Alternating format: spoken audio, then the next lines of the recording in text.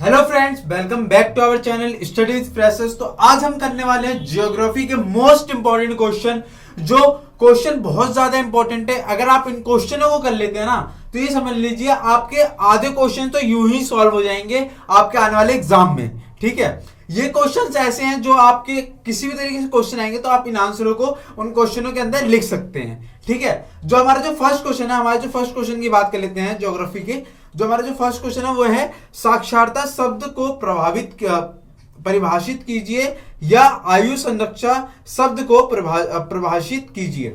ठीक है, ये आपके शॉर्ट आंसर टाइप क्वेश्चन है, पर आपको टेंशन लेने की जरूरत नहीं है। आपको जिस तरीके से मैं आंसर बता रहा हूं उस तरीके से आप बस इसको एक बार पढ़ लेना, आपके लिए बहुत ज्यादा हेल्पफुल होंगे। ठीक है, तो इसका जो आंसर होगा वो इस तरह से, साक्षरता का जो हम परिभाषित कर रहे हैं वो है 7 वर्ष से अधिक आयु की जनसंख्या का प्रतिशत जो पढ़ने लिखने में सक्षम है और समझ के साथ अंक गणितीय गणना करने को क्षमता रखते हैं।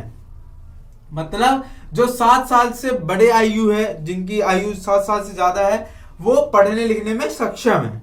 ठीक है, अब बात कर लेते हैं आयु संरचना क्या है। ठीक है, जो आयु संरचना है वो है आयु संरचना विभिन्न आयु समूहों के लोगों की संख्या का प्रतिनिधित्व करती है। ये था हमारा आयु संरचना। ये था, यहां तक था हमारा फर्स्ट क्वेश्चन। अब बात कर लेते हैं हमारे सेकंड क्वेश्चन का, जो बहुत मोस्ट इंपॉर्टेंट क्वेश्चन जिसे हम कह सकते हैं। ठीक है, अब बात करते हैं उसकी। जो हमारा सेकंड क्वेश्चन है वो है डिजिटल डिवाइड का अर्थ लिखिए। सिंपल है, डिजिटल डिवाइड का अर्थ लिखिए। डिवाइस कहते हैं इसे। ठीक है, हिंदी में थोड़ा डिवाइड हो जाता है, पर इसमें जो आंसर लिखेंगे वो कैसे लिखेंगे वो मैं आपको बताता हूं। सूचना और संचार प्रौद्योगिकी आधारित विकास से उभरने वाले अवसर दुनिया भर में आसमान रूप से विपरीत हैं। देशों के बीच व्यापक आर्थिक, राजनीतिक और सामाजिक अंतर हैं, जबकि सामान्य रूप से विकसित देश आर्थिक, राजनीतिक और सामाजिक रूप से आगे बड़े हैं। मतलब जो इसका मतलब क्या हुआ, जो सामान्य रूप से जो विकसित देश है ना, उसमें क्या होता है, आर्थिक और राजनीतिक, सामाजिक दोनों आगे बढ़ते हैं। ठीक है, और इसका जो दूसरे पॉइंट की बात कर लेते हैं वो है विकासशील देश आर्थिक, राजनीतिक और सामाजिक रूप से पिछड़ गए हैं और इस अंतर में डिजिटल डिवाइस के रूप में जाना जाता है। इसी तरह देशों के भीतर डिजिटल डिवाइड मौजूद है। ठीक है, ये था हमारा यहां तक सेकंड क्वेश्चन। अब बात करते हैं हमारे थर्ड क्वेश्चन का। इसका बहुत सिंपल सा आंसर होगा, मैं आपको थर्ड क्वेश्चन बताता हूं।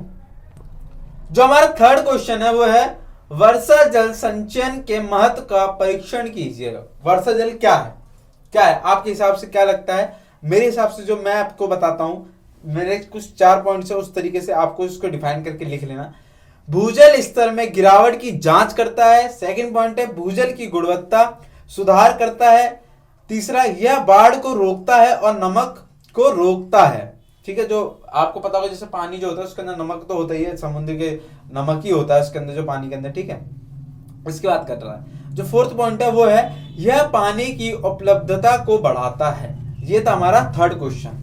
अब बात करते हैं हमारे फोर्थ क्वेश्चन का, वो क्या कह रहा है। जो हमारा फोर्थ क्वेश्चन है वो क्या कह रहा है, भौतिक पर्यावरण में मानव द्वारा अत्यधिक परिवर्तन किया गया है, इसने मानव जीवन को प्रभावित किया है। कथन की व्याख्या कीजिए। अगर आपको जनरल नॉलेज है पर्यावरण के बारे में, ठीक है, आपको कुछ वर्ड्स के अर्थ पता है, ठीक है, तो आप इस आंसर को बहुत अच्छी तरीके से लिख सकते हो और बहुत बड़ा भी लिख सकते हो, क्योंकि ये लॉन्ग आंसर क्वेश्चन में आते हैं। ठीक है, तो इसके अंदर जो मेरे जो कुछ पॉइंट्स हैं वो मैं आपको बता दे रहा हूं। बाकी आप लोग कोशिश ये करना कि आप अपने भी पॉइंट्स ऐड ऑन कर लें। ठीक है, तो मैं बता देता हूं आंसर क्या है।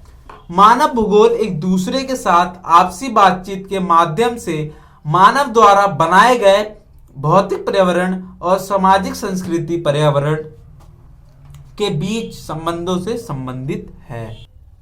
स्थल स्वरूप, मिट्टी, जलवायु, जल, प्राकृतिक वनस्पति और विविध वनस्पतियों और जीवों जैसे भौतिक वातावरण को मानव द्वारा बहुत संशोधित किया गया है। बदले में इसने मानव जीवन को भी प्रभावित किया है। यह कथन बिल्कुल अर्थपूर्ण है क्योंकि घर, गांव, शहर हमारे दैनिक उपयोग की वस्तुएं और भौतिक सांस्कृतिक के अन्य सभी तत्व मानव द्वारा भौतिक वातावरण द्वारा प्रदान किए गए हैं, संसाधनों का उपयोग करके बनाए गए हैं।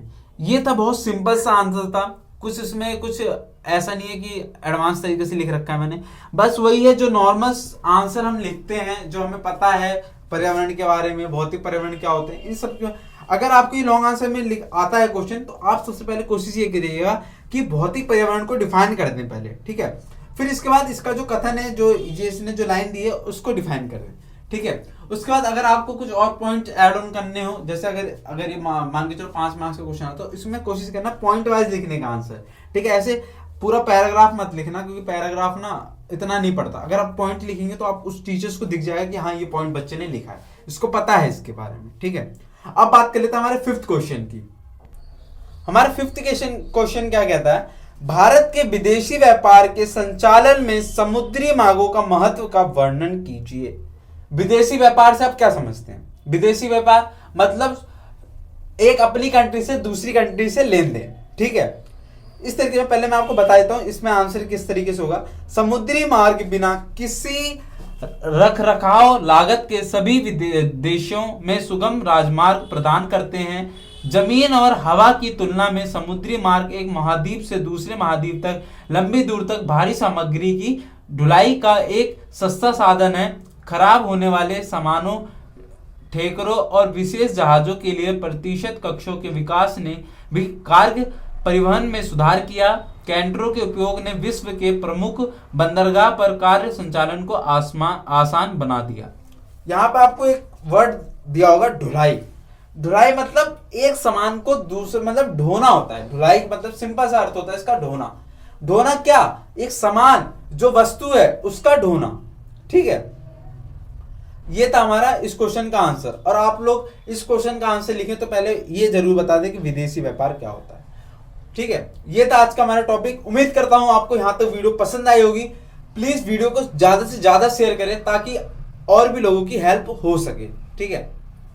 बाकी वीडियो को लाइक जरूर करें, चैनल को सब्सक्राइब जरूर करें और बेल आइकन जरूर ऑन कर लें ताकि मेरी आने वाली वीडियो आप तक पहुंच सके और जल्द पहुंच सके, जितनी जल्दी हो सके, ठीक है। बाकी मैं ऐसी मेन इंपॉर्टेंट क्वेश्चन करवाता रहूंगा, आपको टेंशन लेने की जरूरत नहीं है। बस मैं जितना बता रहा हूं बस आप उतने क्वेश्चन करते जाइए, ठीक है। मिलते हैं जल्दी नेक्स्ट वीडियो में। Thank you for watching.